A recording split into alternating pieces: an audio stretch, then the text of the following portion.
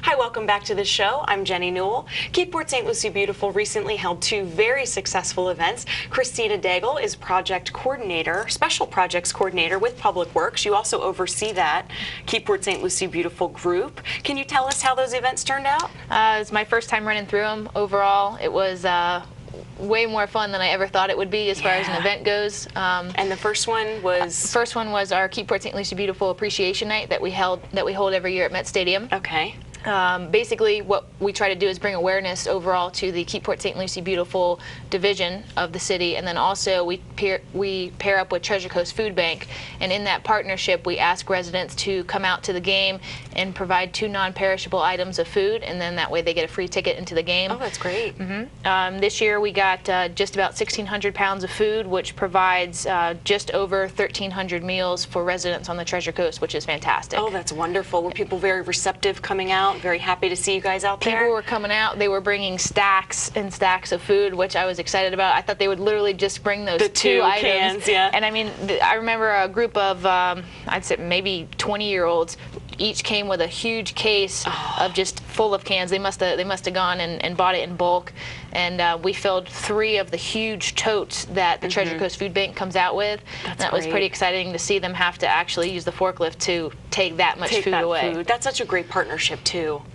It is. I know that the city works with them throughout the year on other events, and that's just one of the ways that we can give back to the community. Right, and you guys had a booth out there, so in addition to just collecting the food, you were also giving information about different programs with Keyport St. Lucie Beautiful. Yep. We always try to push our Adopt a Street program. We certainly cannot clean all of the streets ourselves. Absolutely. And because of events like that, when we do have the opportunity to bring booths out, we do every once in a while get those people that come up and say, hey, we'd love to adopt our street. Right. We want to join one of the groups that already has a street adopted, so it's always exciting to see that. Nice. All right, well, that's a nice segue into the second very successful event you just held, the 20th annual Cleanup Day. How did that go? It was a blast. Overall, there was people all over the place, but I'd say we had somewhere shy of 150 people come out to the event, but we collected 760 pounds of litter, which when you think of little pieces of paper around the city, that's huge, and when you really look at our city and see how clean it is to start, 760 pounds. I can't imagine they found that much litter. Yeah, we had Waste Pro weigh that dumpster out that they provided to us. They also provided lunch for us, and Walmart provided breakfast for everyone who came out. It was just great partnerships overall. I think it's hard to get people to come out to actually do work. They physically had to go out and pick up litter, and they came back, they were excited. I mean, they were ready for it, and because of that event, we got several Adopt a Street groups already, which is fantastic. Oh, that's great. That's great. It's neat to see so many people and to see fellow community members, you know, all joining together. So how did that work? Everyone met at Public Works? Yep, everybody met at the Public Works facility off of Thornhill and Bayshore, and we had 6 buses. Community Transit gave us 6 buses this year. They're always willing to help us with that event. Nice. And we basically bus them out to 6 different parks throughout the city, kind of located in different areas so that we're not all going to the same side of the city. And from there, they walked out to the surrounding streets and neighborhoods and cleaned those areas. And we bussed them back. We gave them lunch. We had a lot of raffles. It was a great time. That's great. That's great. We posted some pictures from that event on the city's Facebook page, so check it out. There's tons of pictures. You can see all the fun. There was a lot of kids there too, which was really neat to see. We also gear that event towards kids. We had snow cones, face painting, a bounce house, and the reason that we do that is because we want youth to realize when they're young that we want to keep our area clean. Absolutely. We want to pick up litter. We want to recycle. We want to make it beautiful. Absolutely, and it just kind of instills that community pride in them, I think, at a young age, which is really cool. Now, you mentioned the Adopt a Street program. For people who may not know, exactly what is the Adopt a Street program all about? If you are interested in making sure that your area is clean, or if there's a specific street that you notice needs a cleaning and it's always collecting litter, you know, we're going to have those all the time. Basically, the Adopt a Street program enables residents to adopt streets specific to either their neighborhood or an area that needs it, and they clean up that area. Typically, we ask them to go out a minimum of once a month and just keep it clean. Which is not that bad if you think about it. You get your name on a sign. That's true. That's true. A lot of people will do it with their families. I go out with my dog and my bucket. Nice.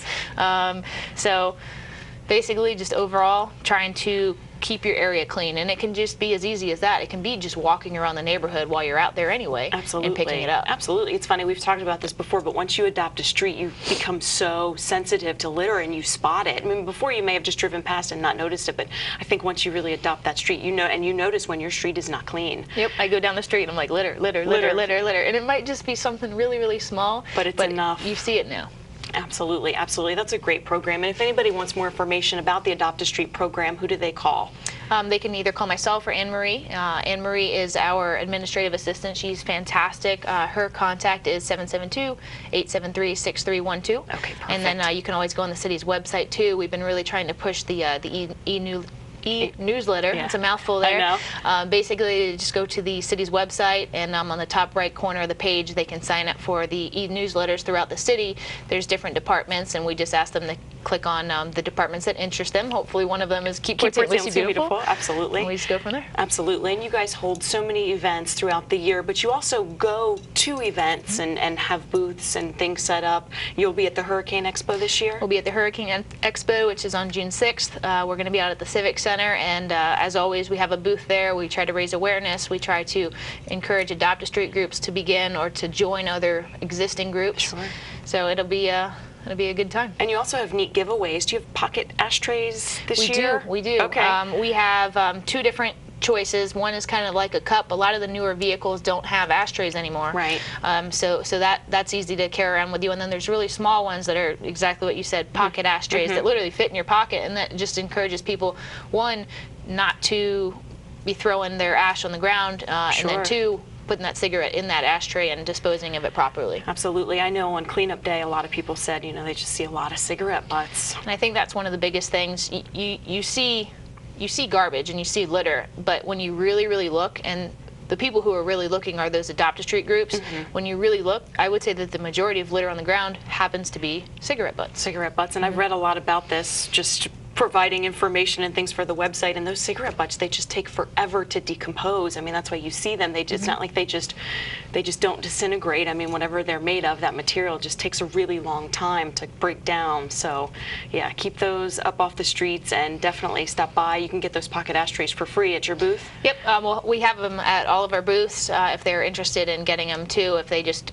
work through the city's website, they can email us. We're happy to give them out. Anyone who wants to use them, we're encouraging it. Okay, absolutely. And we've also just reached a very special one-year anniversary for single-stream recycling. How's that been this year so far? It's been exciting. I think that people who used to recycle more now, and then people who didn't recycle are starting.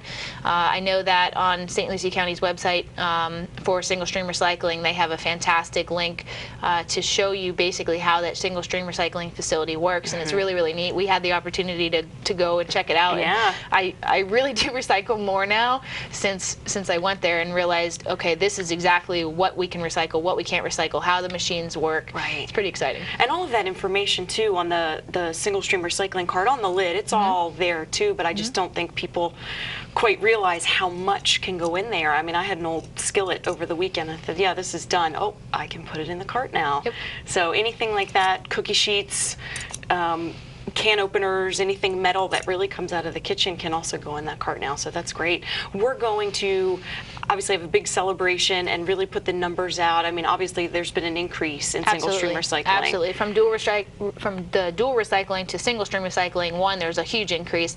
And then I'm excited to see what the increase is from this year to next year, because then you can really compare single-stream recycling to single-stream recycling. Right. And I think that we're seeing an increase in that just by itself. Absolutely, absolutely. Well, we will definitely be putting out all of those statistics just in this last year. It's been very exciting to be a part of it, and I'm sure you're thrilled to be a part of it as well. And obviously, Keep Port St. Lucie Beautiful encourages people to recycle, and all of that information is on the website at cityofpsl.com/KPSLB. There's a guide to recycling.